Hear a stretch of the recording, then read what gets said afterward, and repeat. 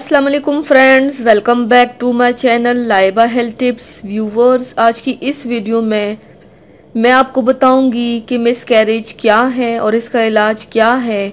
माँ बनने की खबर पूरे घर को खुशियों से भर देती है, मगर कभी कभार आने वाली खुशियों पर पानी फेर जाता है, यानी प्रेगनेंसी का ज़ाया हो जाना। हमल ठहरने की बाद से बच्चे की पैदाइश तक हर मरहले में बहुत एहतियात की ज़रूरत होती है।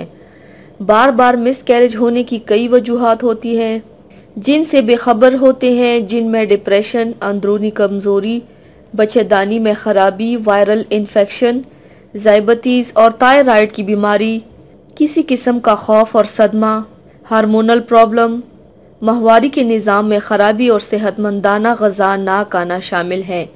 प्रेगनेंसी के दौरान इस टोटके के इस्तेमाल करें। इसके लिए इस वीडियो को लाजमी आखिर तक ज़रूर देखिए ताकि आपको मुकम्मल तरीका समझ आ सके।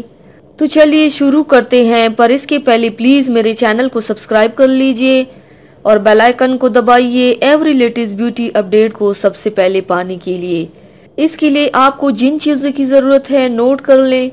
शक्कर 12 ग्राम, जू का आटा 12 ग्राम, काले तिल 12 ग्राम।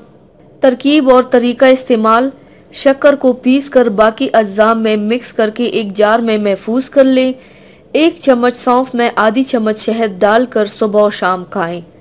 इसके इस्तेमाल से प्रेगनेंसी के मुख्तलिफ मसाइल से दूर रहेंगे और मिसकैरेज का ख़तरा भी नहीं रहेगा।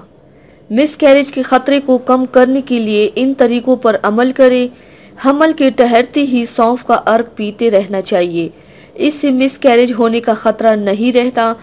अगर हमल ना ठहरने की वजह बच्चेदानी की कमजोरी है तो कुछ हफ्तों तक ताज़ा सिंगाड़े खाने से अफाका होगा। पिस्ते में विटामिन ई होता है, इसके इस्तेमाल से आप मिसकैरेज से महफूज रहेंगी। आपको जो तरीका बताया गया है आप इस पर अमल करें, इससे आपका मिसकैरेज का मसला हल हो जाएगा। तो व्यूवर्स, थैंक्स फॉर वॉचिंग। मेरी वीडियो को लाइक और शेयर ज़रूर कीजिएगा।